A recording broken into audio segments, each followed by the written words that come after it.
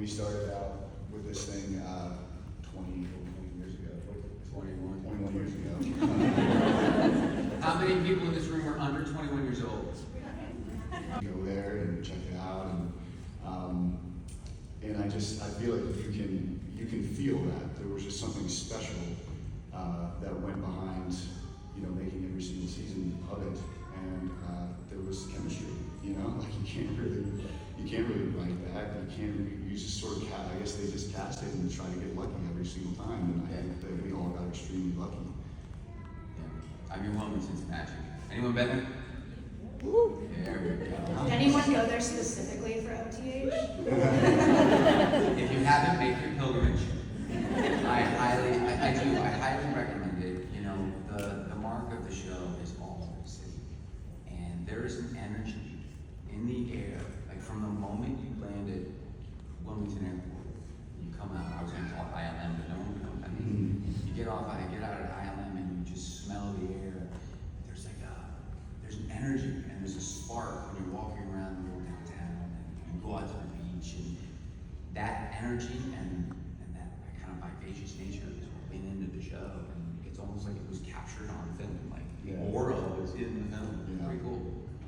Which, by the way, when we started, I think there was 4 gates when we first started at the airport.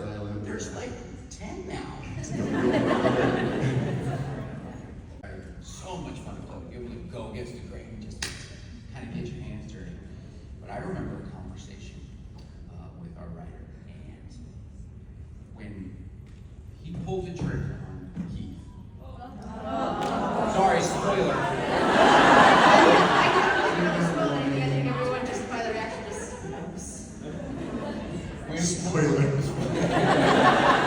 There it is.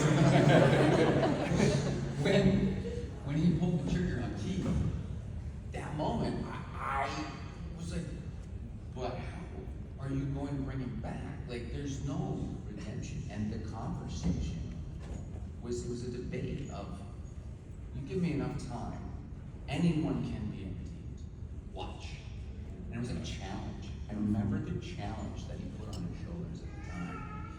And so I ended up getting in a debate with somebody, I don't know if they're here, but yesterday they were like, no, Dan totally redeemed himself. I was like, he's a murderer. He abandoned me. But it was nice to see that perspective, It was really nice to see the perspective that, like, mission accomplished to a certain extent on what was set out to be. Yeah, it's like the fact that you can ask that question, and there's people that will see both sides of it, I think is like a testament to how well that worked out. Yeah. I don't think there needs to be a solid answer to that question. There just needs to be a conversation about it. Result for Peyton and Lucas.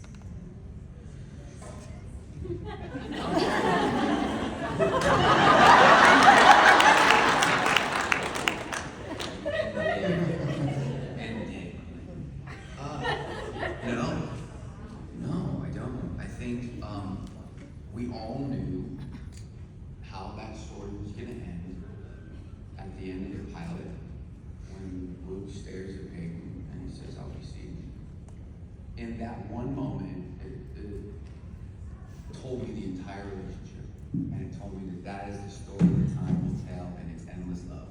And it started right there in that moment, and I just knew, and I think so did Hill. And we both knew, and you have to go through those trials and tribulations, right? Because otherwise it's like, okay, well, all right, what are we watching next? So,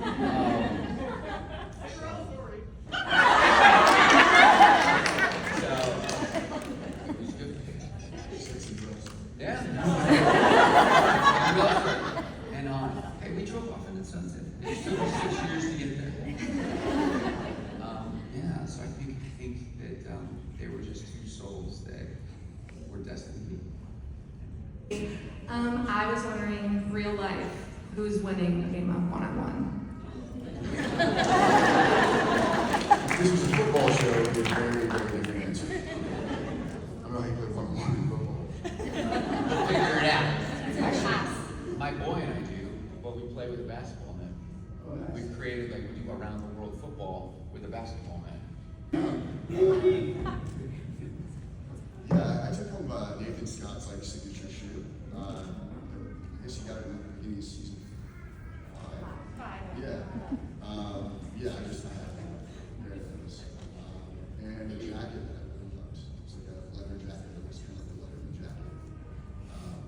Those were the only 2 things I think. You didn't take your jersey? Oh yeah, I took a jersey. That was like super early. I remember I took a jersey from the pilot. Yeah. Because I didn't know if we were going to come. You know, I saw these people again. you're not supposed to take from the pilot, so Yeah, the jerseys changed between the pilot. Yeah, They got much nicer. What's your uniform, Steve? Yeah, everything. Oh, everything got much nicer. Oh yeah. So the boots that Lucas used to wear, they were Fries, and everyone used to call them the Air Scots. So I just wore them all the time anyway, so I took those, and then all the jerseys in each color, which Ben has one of them now. He raised a bunch of stuff for St. Jude's. Part of one, put it where it belongs, in the hands of the fans. I still have one in my, I'm trying to think anything else, just chair backs, scripts, Team Bop magazine. Much for coming.